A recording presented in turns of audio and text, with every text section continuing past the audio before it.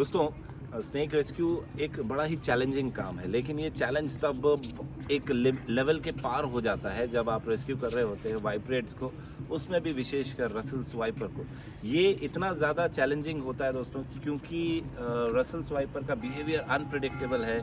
इसकी जो अटैक करने की क्षमता है वो 3/4 ऑफ इट्स बॉडी लेंथ तक पहुंच जाती है, और कई बार ऐसी सिचुएशंस भी हुई हैं जहां पे रेस्क्यू होने के बाद, बैग में पहुंचने के बाद इसने बैग से भी लोगों को बाइट किया है। ये सांप बड़ा चैलेंजिंग होता है और इसे रेस्क्यू करना बहुत ट्रिकी होता है।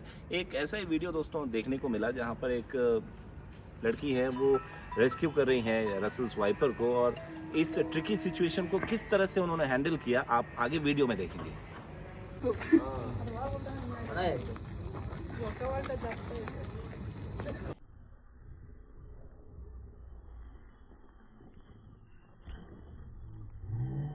बघितलं त्याचं बाईट कसं आहे, जंप करून बाईट करते. त्याचा आवाज कर रहा है भैया. जा रहा है.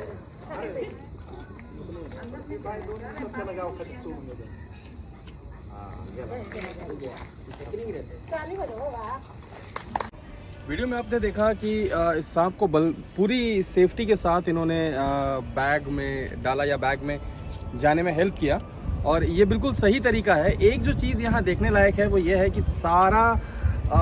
मतलब सारी चीज़ों को ध्यान में रखने के बावजूद इन्होंने सांप को टच नहीं किया, बहुत अच्छा किया, लेकिन उसके बावजूद सांप ने जो रिएक्शन दिया, उसकी जो स्पीड थी, क्या ह्यूमन उस स्पीड को कभी भी मैच कर सकता है? यहाँ भी आपने रिएक्शन स्पीड देखा, दोनों की रिएक्शन स्पीड में बहुत अंतर था। वो इसीलिए बाइट नहीं हो पाई क्योंकि उन्होंने सारे सेफ्टी मेजर्स जो है वो सही तरीके से अपनाए थे। उनका हुक का लेंथ सही था, उनका सांप से जो दूरी थी उनकी वो सही थी, और उन्होंने सांप को टच जो है वो नहीं किया।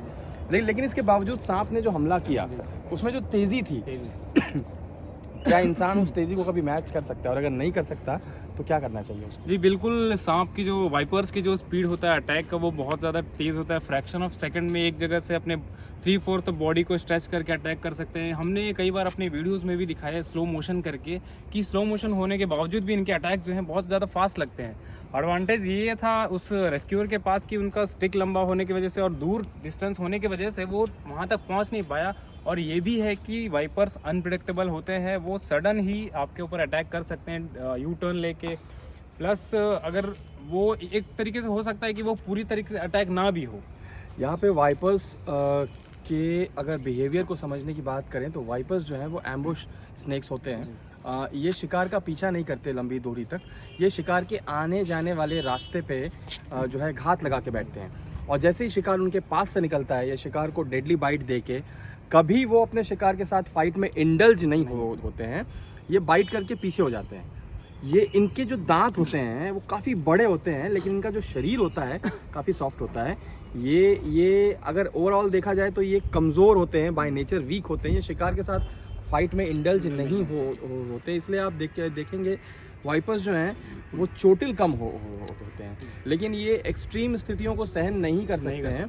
चूहे को बाइट करने के बाद इनको पता होता है कि चूहे की मौत जल्दी ही हो जाएगी, और चूहा अगर आगे भागता भी है तो उसके जो सेंट मार्क्स हैं उसका पीछा करते हुए वो अपने शिकार तक पहुंचता है और उसको खा लेता है। तो एम्बुश स्नेक्स के पास जो एक फ़ायदा होता है वो ये होता है कि उनकी रीच जो है वो थोड़ी सी ज़्यादा होती है, क्योंकि वो अपने आप को कॉइल कर सकते हैं। एम्बुश स्नेक की एक और खासियत होती है कि उनका कैमोफ्लेज बड़ा अच्छा होता है, तो उनको देख पाना भी बहुत ही मुश्किल होता है, और इसीलिए कहीं ना कहीं रसल्स वाइपर को जो है ये उपाधि दी गई है लैंड माइन ऑफ एशिया। तो इस सांप को रेस्क्यू करते समय सावधान रहें, हमेशा आप जितना सावधान रहेंगे आपकी जान उतनी सुरक्षित रहेगी। सही तरीके से सांप को सेव करें, और यही टीम एशियन का आप सबके लिए संदेश है।